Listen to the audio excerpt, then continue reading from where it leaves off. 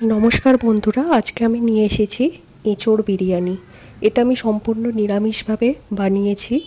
এইভাবে আপনারা পনির, আলু কিংবা যে কোনো ধরনের সবজির বিরিয়ানি যেটা আপনারা নিরামিষ বানাতে চান এইভাবেই বানাতে পারেন।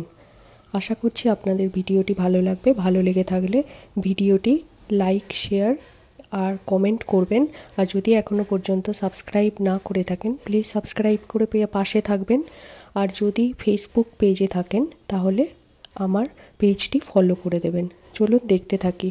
আমি এখানে একটি ছোট এঁচোড় নিয়েছি, মানে যেটা কচি এঁচোড় বলে, সেটাকে আমি কেটে নিচ্ছি। এটা একটু বড় বড় টুকরো করে কাটবো, যেহেতু বিরিয়ানির পিস হবে তার জন্য।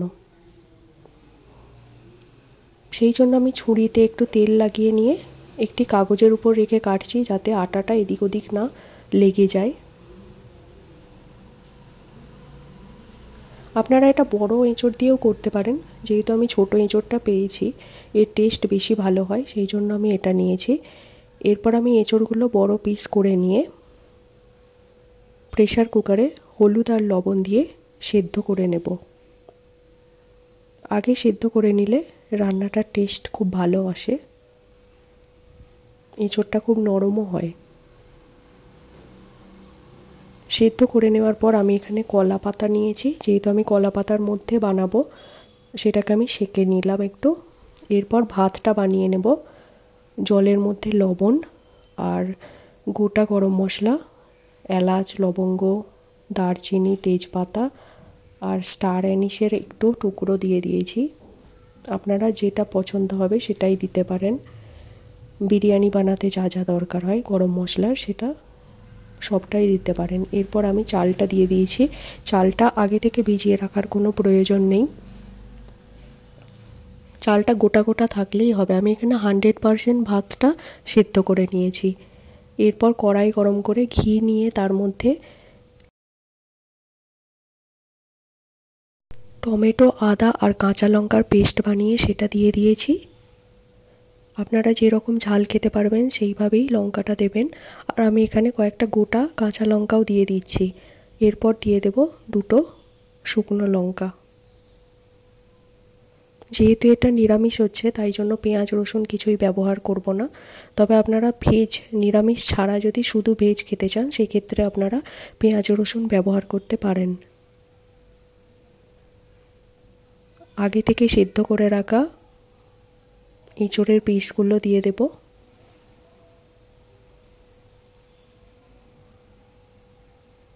এরপর দিয়ে দেব কড়াইশুঁটি। এখানে সবুজ মটরটা আপনারা চাইলে দিতেও পারেন, নাও পারেন।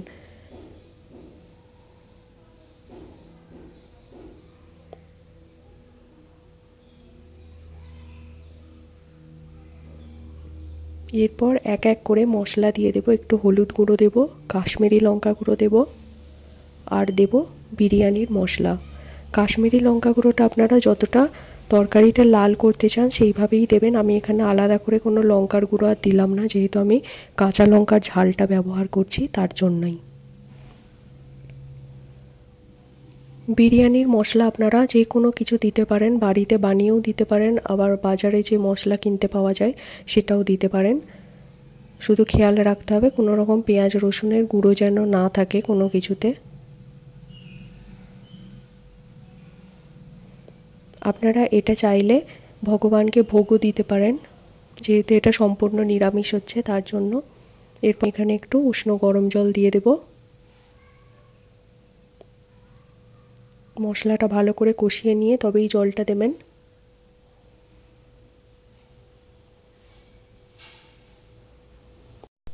সবজিটা সেদ্ধ করার কোনো ব্যাপার নেই, যেহেতু এটা আমি আগে থেকেই সেদ্ধ করে নিয়েছি, তাই খুব কম সময়ের মধ্যেই এটা তৈরি হয়ে যাবে।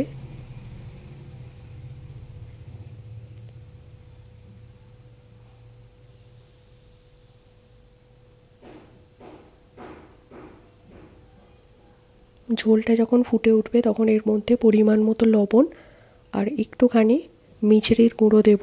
মিচড়ির গুঁড়ো অবশ্যই দিতে হবে অল্প, নয়তো টেস্ট ব্যালেন্স হবে না।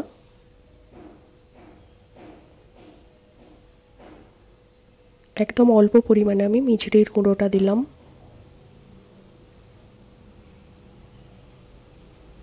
এবার এইটার কিছুই নয়, ঝোলটা একদম ড্রাই হয়ে আসবে, সেই সময় এটা গ্যাস বন্ধ করে দেব। অল্প ঝোল থাকলেই আমার হয়ে যাবে। একবার টেস্ট করে নেব যে লবণ আর বাকি যে টেস্টটা হয় সেটা ঠিকঠাক আছে কি না। এরপর একটি বাটিতে আমি স্যাফরন গুলে নিয়েছি আর অল্প পরিমাণে হলুদ গুঁড়ো দিয়ে দিলাম। আপনারা এটা দুধের মধ্যেও করতে পারেন, গরম দুধ নিয়ে স্যাফরনটা দিলেও সেটার কালার চলে আসবে। আর কালারের জন্য অন্য কোনো কালার ব্যবহার করার দরকার নেই, ফুড কালার যেটা হয় সেটা শরীরের জন্য ভালো হয় না। আপনারা সেক্ষেত্রে হলুদ গুঁড়ো দিতে পারেন, এতে কোনো রকম আলাদা গন্ধ ছাড়বে না। এবার দেখুন আমি যে কলা পাতাটা সেঁকে রেখেছিলাম তার মধ্যে প্রথমে 100% সেদ্ধ করে নেওয়া ভাতটা দেব। এরপর দিয়ে দেব এঁচোড়ের তরকারিটা। গ্রেভিটা অবশ্যই একটু হলেও রাখতে হবে, নয়তো খুব ড্রাই হয়ে যাবে। আমি যেহেতু তরকারিটা ঘিতে বানিয়েছি তার জন্য আলাদা করে আমি আর উপর থেকে কোনো রকম ঘি দেব না।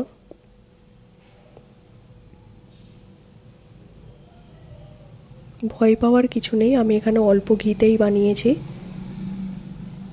আপনারা যদি ঘি অ্যাভয়েড করতে চান সেক্ষেত্রে সূর্যমুখী তেল কিংবা রাইস ব্র্যান যে তেলটা হয় সেটা দিয়েও বানাতে পারেন। আর উপর থেকে দিয়ে দেব একটু ভেজে রাখা বাঁধাকপি। এটা নিরামিষ হচ্ছে তার জন্যই পেঁয়াজটা ব্যবহার করছি না, নয়তো বেরেস্তা দেওয়া যেতে পারে। এখানে আমি বাঁধাকপির বেরেস্তা দিলাম আর দিয়ে দিচ্ছি উপর থেকে বাকি ভাতটুকু।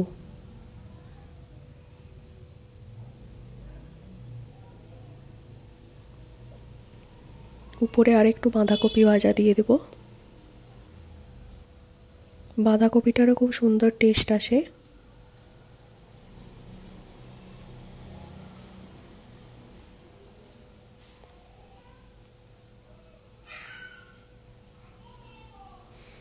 এরপর দিয়ে দেব যে স্যাফরনটা গুলে রেখেছিলাম সেটা, আর দিয়ে দেব এক এক করে গোলাপ জল আর কেওড়া জল। গোলাপ জল কেওড়া জল আপনাদের পরিমাণ মতো দেবেন, বেশি হয়ে গেলে তো খেতে ভালো লাগে না, তার জন্যই। মিঠা আতর আমি এখানে ব্যবহার করব না।